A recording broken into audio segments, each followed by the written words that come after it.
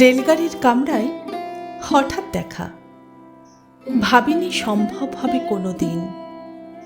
আগেই ওকে বারবার দেখেছি লাল রঙের শাড়িতে, ডালিম ফুলের মতো রাঙা।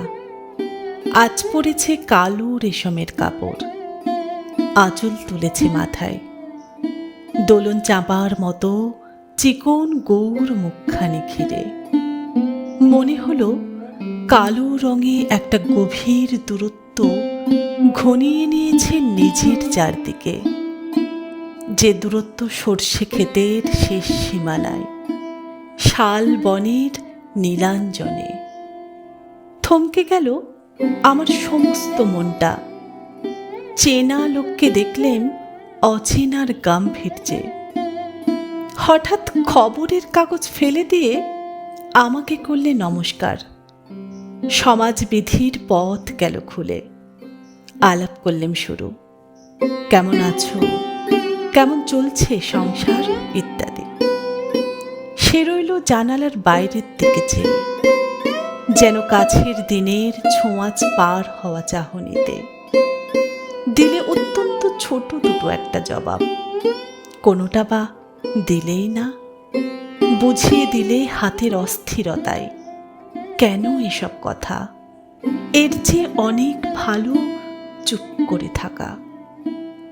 আমি ছিলাম অন্য বেঞ্চিতে, ওর সাথীদের সঙ্গে।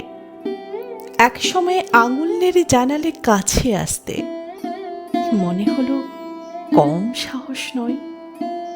বসলুম ওর এক বেঞ্চিতে। গাড়ির আওয়াজের আড়ালে বললে মৃদু স্বরে, কিছু মনে করো না, সময় কোথা সময় নষ্ট করবার। আমাকে নামতে হবে পরের স্টেশনে, দূরে যাবে তুমি, দেখা হবে না আর কোনো দিনই।